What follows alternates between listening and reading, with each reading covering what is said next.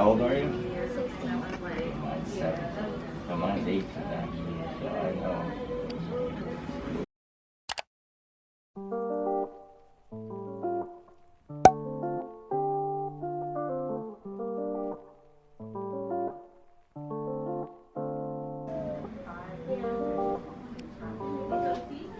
Just want to make sure you get it what you want.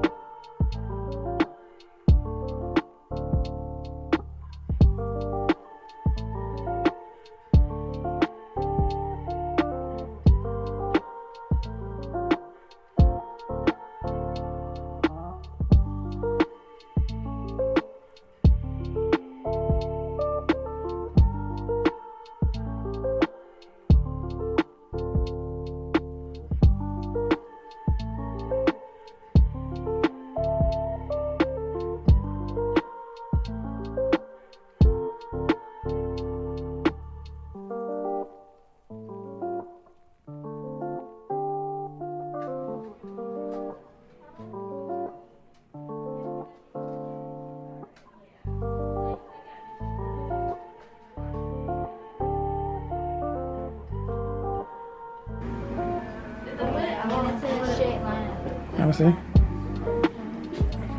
good? Yeah, okay. We're gonna do the same on the other side.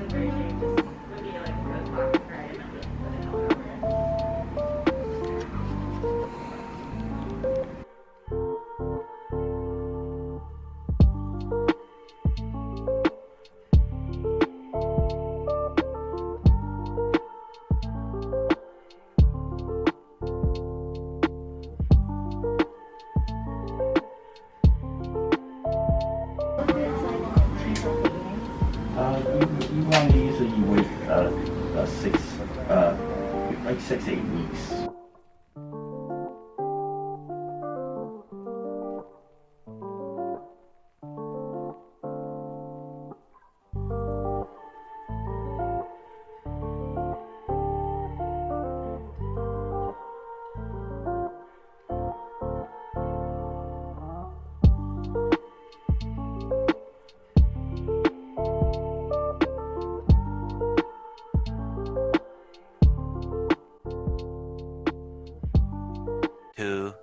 Years later. Okay, so it's been about 8 weeks since I got my ears pierced. Today is February 6th and I got my ears pierced December 27th, so 2 days after Christmas. The piercer said like in the video to wait 6 to 8 weeks and clean it once or twice a day. So I've been doing that, and I can put like a video here to show how I clean it. I prefer to use cotton swabs, these things. It just helps me get between the ears, like the piercings better. It just helps me get between the piercings better, and helps me clean behind it and get more into it and make sure it's all clean, so that there's no like crust or pus. But I think like they've been healing pretty well. So there are 3 different types of piercing bumps. There's a keloid, granuloma, and a, I don't know how to pronounce it, wait, hold on, pustula. This is Kennedy editing, and I'm here because I made a mistake in my video. So I accidentally pronounced pustule as pustula. I don't even know how that happened. Literally no one ever said pustula in any of the videos and any of the articles. No one ever said pustula in anything I've read, so I apologize. It's pronounced pustule. Therefore, a pustule is just a pimple, basically. It's literally a pimple on your piercing. So yeah. Then you have your granuloma and keloid. A granuloma is a buildup of blood vessels on the piercing, obviously. You shouldn't pop it. Like, why would you want to pop a blood-filled bump? That's probably dangerous, and it'll probably hurt your piercing too. If you pop a pustula, or if you pop a pustule, wait, did I say pustule already? If you pop a pustule or granuloma, it'll still probably damage your like piercing. So even if it's just a pimple, like you still don't know. So I'd be careful. Unless your piercer says it's okay. Like obviously I'm not a professional piercer. So, you know, I'd just say don't pop it. Then you have the keloid. So keloid is scar tissue and that doesn't really go away. And that's usually why people are afraid to like get keloids, because it doesn't go away. Like that's permanent. There is like one really good way that everyone seems to think is the best way to like reduce piercing bumps and they'll eventually go away, is to mix non-iodized salt and water. I've seen one girl and she grinded the non-iodized salt and mixed a little bit of water with it and made a paste, and she applied that to her piercing and left it there for like maybe overnight, I think, and day by day it started to reduce and eventually it went away. Then I saw another girl who just basically just mixed the salt and water together and then put her ear like in the solution and let it sit for 5 minutes, and that's how she like got rid of her piercing bump. Oh, also something you shouldn't really worry too much about is immediately getting a keloid. So I've seen and heard that most people think that their piercing bump is automatically going to be a keloid, and especially if their piercing is new, like that's not really true. Keloids come months after you get your piercing, so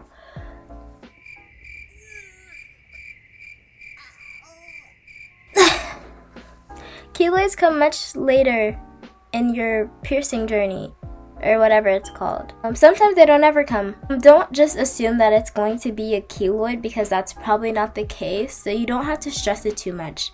Just use non-iodized salt and water and you'll be good. So just don't stress. It's okay.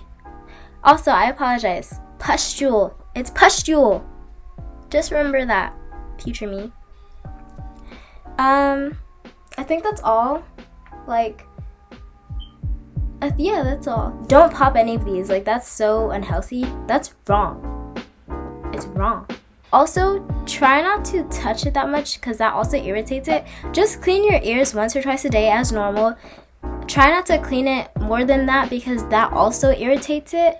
There's like something that caused my piercing bump was probably using Aquaphor.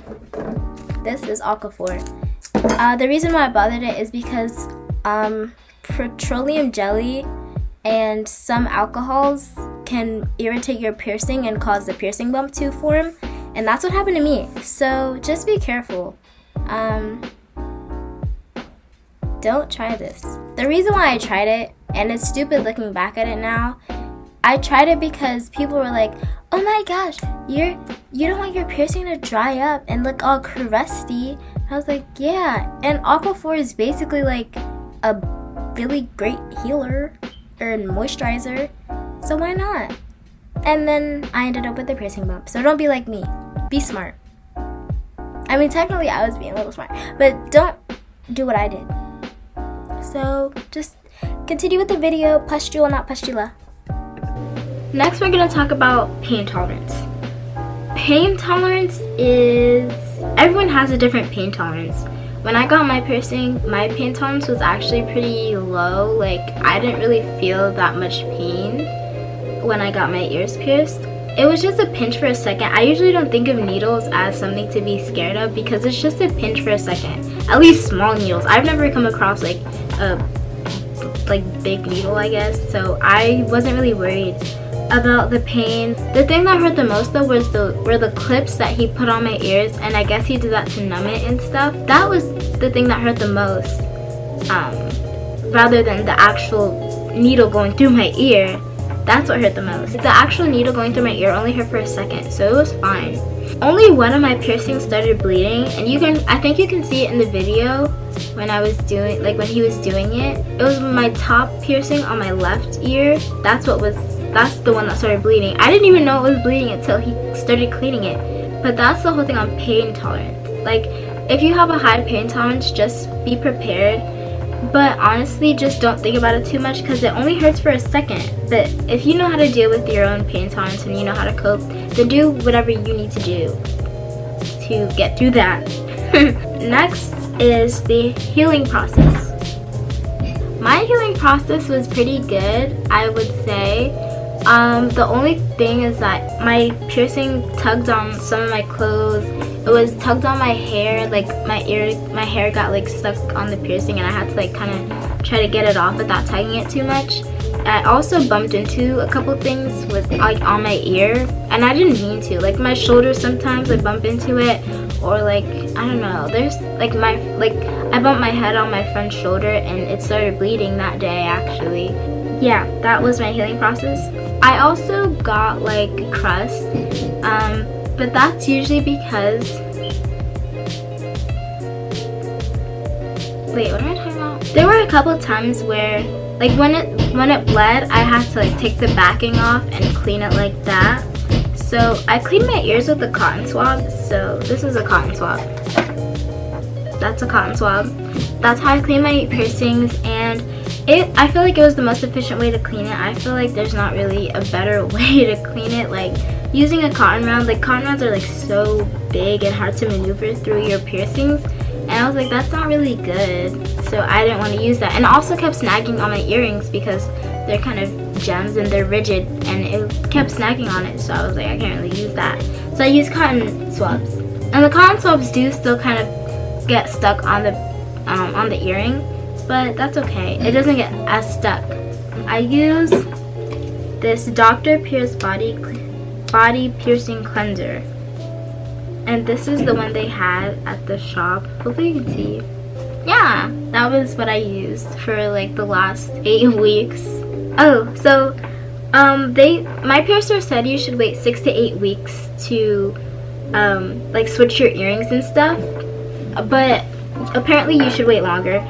Like I'm probably gonna wait a month or so because of all the tugging and snagging and bumping that happened to my earrings. That also kind of makes your healing process a little longer when that stuff happens to your earring or your piercing. So just, you know, try not to bother it or bump into that much stuff. Like I know some people can't help it, but just try to be careful, as careful as you can be, because you don't really want your piercing process, like your process, to be longer than it already is. Overall, I would say that this whole entire piercing and healing journey was definitely fun. I really liked being able to show people my earrings because I've wanted these since like what, freshman year. Like at first I would just wanted the 2 piercings, which probably would have looked nice, but I feel like 3 is a little cuter. And you can also do like the pearl, like the biggest pearl to the smallest pearl. I thought that was cute too. Another thing that matters, like this is a bonus thing, but another thing that matters is your ear anatomy. If your ears are small, you may not be able to get all the piercings you want. One of the piercings I wanted was the industrial piercing, which is the bar, which is like placed here, if you still don't know what I'm talking about. My ears can't hold that bar because it's so thin.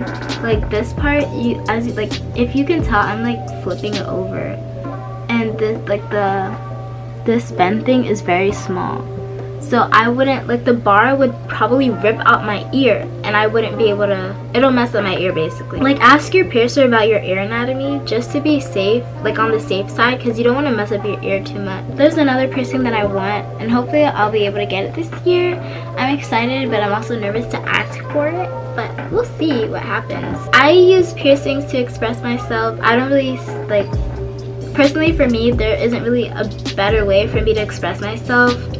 I have a really basic fashion sense, but I feel like piercings make me feel a little more confident, and I feel like jewelry overall looks very nice. The only jewelry I wear are earrings and necklaces. I don't really like bracelets. The only thing that's like the closest to a bracelet that I wear is my Apple Watch. That's why I kind of want to get ear piercings and new necklaces, because I feel like that's, you know, a way to express myself and make me feel pretty nice and whatever. So just do you and get whatever piercing you want, and just be happy with you, because you know you're the only you in the world, unless you have a doppelganger or a twin, like an identical twin or whatever, but you're the only you in this world. So just make yourself feel special in any way you want to. Also, that's my bear. Her name's Honey Bun. Sometimes I call her Honey Bunny. So I hope you enjoyed this video. I hope this helped you out bunches. And ew, who even says that? I hope this video helped you out, and I hope this made you feel a little more comfortable when you're getting your new piercing, or if you're thinking of getting a new piercing and you're trying to figure out if you really want to do it. Then I hope this helps with that whole decision thing that you're going through, because I went through it, and I wish I knew some of the things I talked about in this video before I got my ears pierced, especially the piercing belt. Like, you'll be fine, just trust yourself and make the right decisions. Sometimes it's not always good to go on impulsive decisions, but you know, do you. Just do whatever makes you happy, and if the outcome is bad, just take the earring out. That's probably like not a really good solution. Just make yourself happy, because that's the main thing that's important, is making yourself happy. So I hope you enjoyed this video. Please give it a thumbs up and subscribe. That would be really great. And see you all next time.